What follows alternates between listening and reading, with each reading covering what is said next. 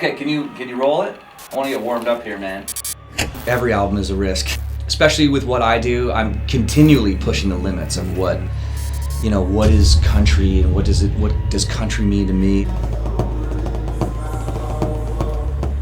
In this day and age, as artists, we've listened to so much material over the course of our lifetime.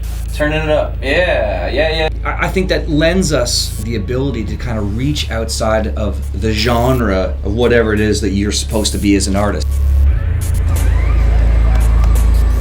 I always have in mind, when we're writing a song, how is this going to translate to a festival gig, an arena gig, a club gig?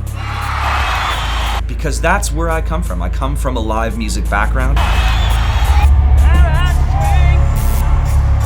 I'm trying to pick songs that are going to go over well in our live show, which is a big part of what I do.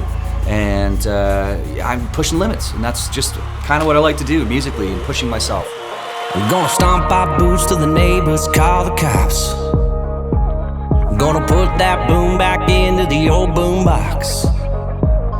Turn the dial way up to 10, then we'll turn it up again, and wake up every house on the whole damn block. It's the calm before the storm. Don't say I didn't warn you. This ain't no Sunday morning coming down. It's gonna get loud like a 12 gauge, like a shockwave shaking the ground. Loud like a freight train, like the roar of a hometown crowd. Get loud like a speedway, gonna blow these speakers on out. It's the only way we know how. No, we ain't turning down. Gonna get loud. Everybody get loud.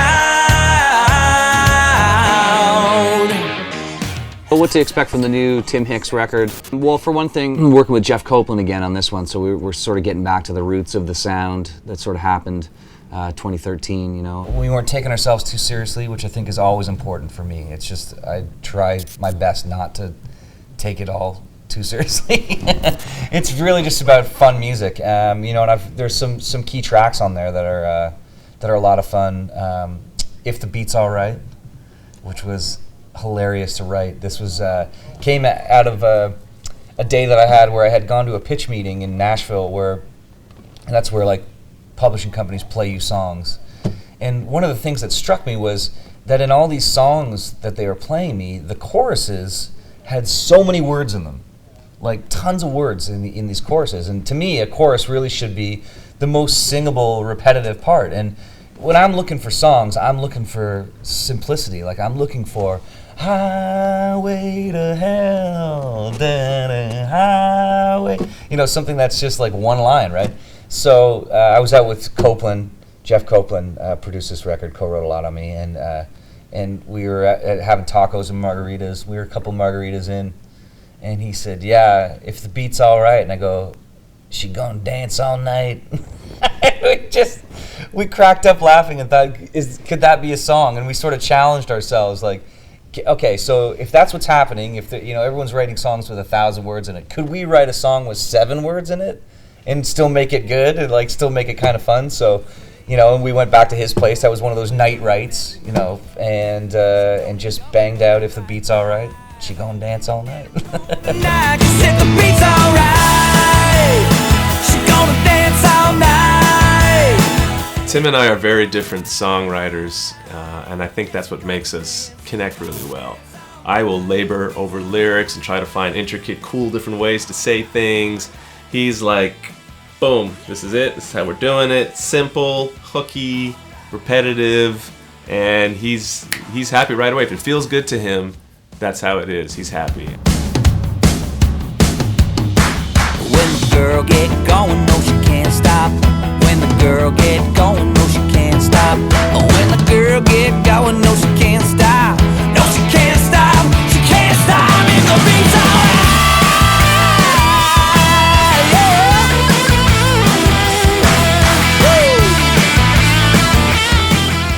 We're at Rogers Place, yes, where the Edmonton Oilers play.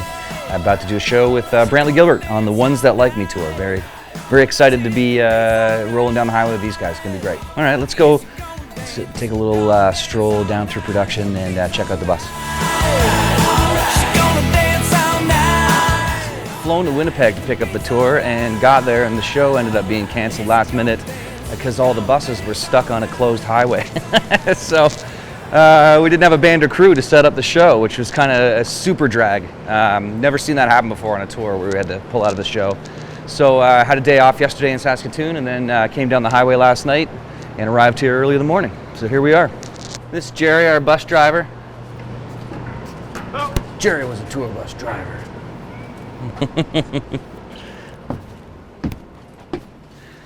Come on up. Jeff Coplan, he comes at production from a different place than most Nashville producers would, and so that's exciting to me. It challenges me, and I think it brings out the best in me. We wrote a lot together, just him and I. But I did write a lot of songs with the usual characters: Todd Clark, Gavin Slate, Travis Wood, Donovan Woods is on this record as a writer. Who else? I've got what's interesting is I did a duet with Lindsay L on this record, which I'm really excited about. I was really trying to just again push myself as a writer and as an artist as far as I could, and try not worry about what's cool on radio, what is country or what isn't country, or what's rock and roll or what isn't rock and roll. I was just trying to write good songs that would make people feel good. Some silly ones, some ones that have some solid lyrical content, and some ones that are just fun to play. If it don't make you dance, it better make you think. One of the songs that I'm really excited about is a song about a song. So it's called What a Song Should Do. That came out of a write that I did with Karen Kozowski and Emma Lee, both Canadians, both transplanted to Nashville, both wildly talented. And that came out, that was Emma's idea, Emma Lee's idea. She was describing this experience she had with this big time record producer in Nashville, where he kind of kicked her out of the write and said, listen, your ideas aren't good. These songs, if you're gonna write a song, it needs to do one of two things. It needs to make you say, hell yeah, or me too. And he goes, don't come back until you got something that makes you go, hell yeah, or me too. So we thought, what a great idea for a song, It should make you go, hell yeah, it should make you go, me too. Talking about what a song really should do when you hear it. That's what a song should do. It should make it go, hell yeah. So from the new album, I think fans can expect, the Party Tim Hicks, but, we go down a few different roads, which I try to do every time, really, on a record. And I think on this one, we got personal. We went down the road of trying to explore my influences, and I think it's a really interesting record. Musically, I think you wanted to explore more of your influences growing up. We got some rock on this record, we got some Beatlesy kind of stuff, some funkier stuff, some old Motowny sounding things, and some good old country songs, so it's kind of all over the place. On your wedding day. Anybody in here? Sleeper section? This is my bunk. Everyone has their same bunks all the time, so we know where everybody is. It's a tough one, sleeping on a tour bus. Some guys sleep really well. I slept really well the first time I was on a bus, and then I've been kind of chasing that ever since. So I'm usually the first up in the morning, just because I'm up anyway early in the morning with two kids at home. This is where I hang mostly. Let's see, there we go. In the back lounge, it is pretty comfortable, to be honest. Especially in the daytime, you throw a movie on and just hang out, play cards. There it is. I take over the back closet. So Rob, our drummer, he one of the things that he does on the side, he's always done this since I've known him, is he makes road cases. So I was getting pretty jealous of all the cowboy hat guys that have their hat cases, and so I asked Rob, can you make me a ball cap case? And so he came up with this. So this is my little ball cap case that I travel around in. So it keeps my hats all nice and not dented from being in a suitcase or squished or anything like that. So yeah, man. So I usually take over the back lounge a little bit in terms of, making it a bit of a dressing room, because we don't always have those facilities. So yeah, and that's the tour bus in a nutshell. If we add the organ for the next record, you could play organ on Get By and it would be great, Yeah. One time you should just try playing steel on Get By. Sure. And see what that's all about, Like, we're at a point now where it doesn't have to be, like, just because it's not on the song doesn't mean that we can't do it that way, you know? I have a great time. Like, these guys are really easy to travel with, you know, so it's kind of like just like a traveling holiday with a bunch of friends that we get to play some songs in the middle of, you know? Playing with these guys, also the level of musicality in this band is really high. Tim's always very much like, yeah, okay, and you know, let's be creative here, let's be creative there. Because sometimes we'll have like 90 minutes to fill, right? You know, you're part of the creative process, which makes it awesome as well. You know, it's not just get up there and play the songs exactly how it is. It's, you know, let's find some cool stuff to do here and make it, we each can put our own little personal flavors in the project, which is really cool, you know. We're not just machines up there playing the parts that are on the album. It's, you know, everybody gets to put their own voice in. I'm really looking forward to playing the new material. We've heard some of the new material and real excited about it. Really looking forward to getting to some new shows, like new summer festivals that we haven't played yet. And then really looking forward to when we go out fully supporting the new record that's coming out. I'm really looking forward to that tour. By the summer shows, I guess, we'll be starting through some new stuff. Some of these might require keys, so I might be adding a keyboard to my station, which will look pretty cool, you know, like have everything sort of surrounding me. I'll be taking on a sort of a Garth Hudson sort of role. We're all pretty pumped about looking, you know, changing up the show, bringing in some new songs, and that's the thing we have now. It's hard when we change the set. What do we not play? Tim's got so many hits now and great songs. It's pick and choose. But yeah, we're definitely excited about some new material. It's going to be great.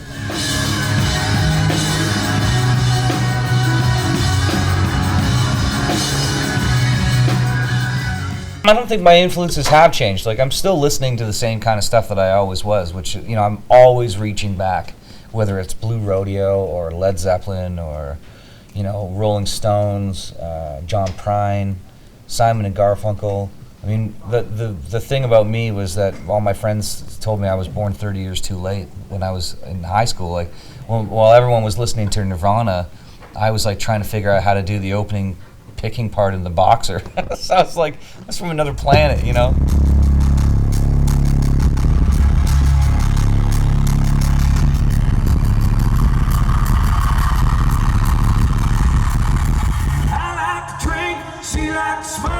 They like to preach about things they don't know. He likes honky tonk, she loves rock and roll.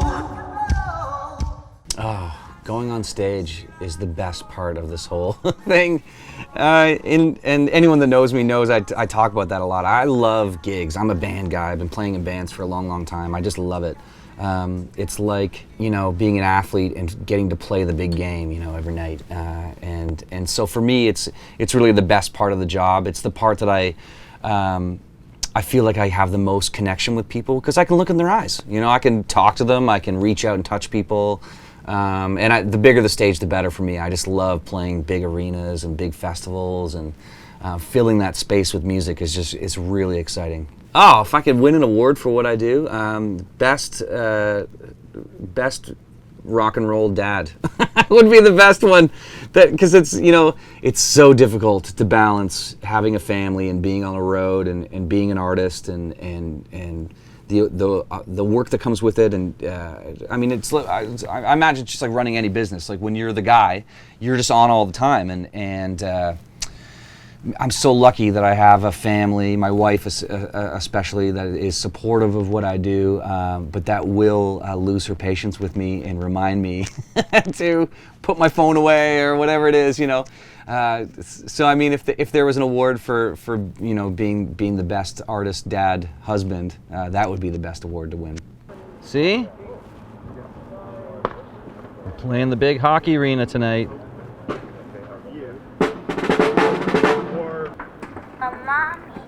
Going to the gym. Oh, right, and Grandma's there. Right, I forgot.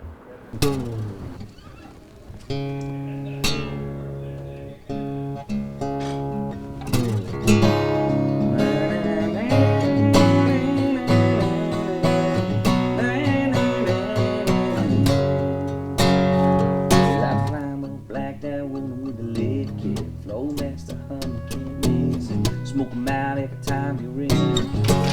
shoulder. Put a little body in a plastic cup. Imagine what's over here. Like a chick stab jack till you catch a bug.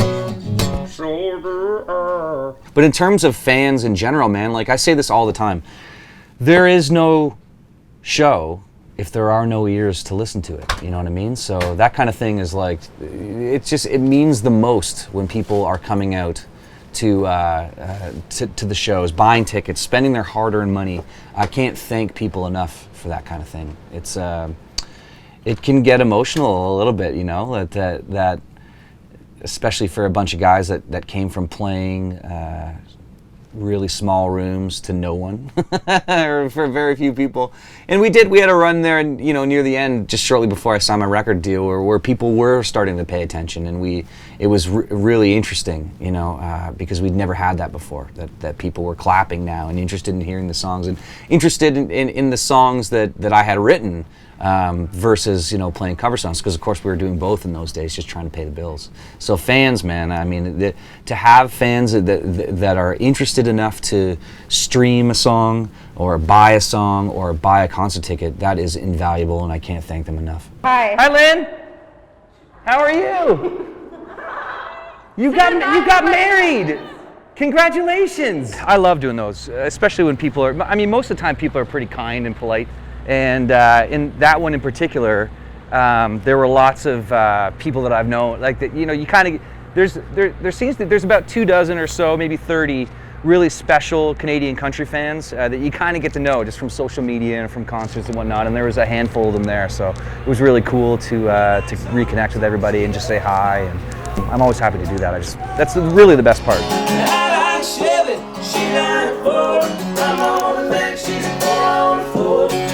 Say what's wrong, what's right. And just do what you gotta do to get by.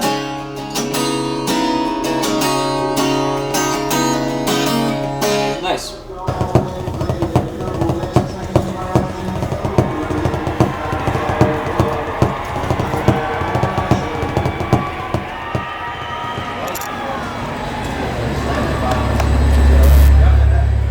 So Loud was one of those songs, again, you know, Gavin Slate, T-Buck, Travis Wood, Todd Clark, who's been a longtime co-writer of mine.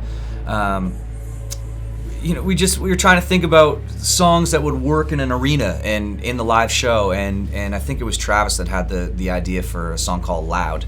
And it was one of those ones that, you know, we wrote, and at the end of it realized, oh my God, this would work great in a sporting event, like at a football game or at a baseball game or a hockey game. And so everyone got pretty excited about that prospect. And it's been my experience too, you can't force that. So it's just one of those ones that fell out, and I think it's going to be great in those settings.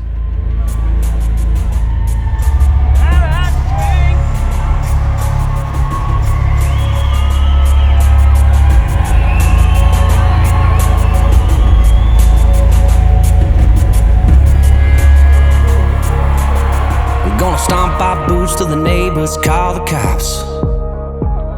Gonna put that boom back into the old boombox.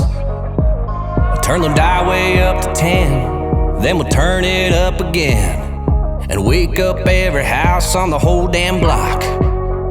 It's the calm before the storm. Don't say I didn't warn you. This ain't no Sunday morning coming down. It's gonna get loud.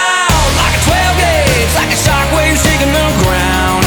Loud, like a freight train, like the roar of a hometown crowd. Get loud, like a speedway, gonna blow these speakers on out. It's the only way we know how. No, we ain't turning down. Gonna get loud. Everybody get loud. How's that sound to you? Sounds good to me. When the smoke drops down so low, gon' rat your teeth. Yeah. Nah, don't knock it till you try. You're gonna start a riot in this peace and quiet little town. We're playing at Rogers Place in Edmonton, which is pretty surreal because my son was drafted by the Oilers in the 2016 NHL draft. And to be in the building today where he's gonna eventually come and play, it's surreal. I got a chance to meet a lot of the staff this morning. They gave me a tour of the facilities, and just to hear everybody saying such nice things about my son and knowing who he is, it's kind of, I was floating through, pinching myself, going, is this really happening? So yeah, it's a real dream come true for us to be in the same building. It's gonna get loud.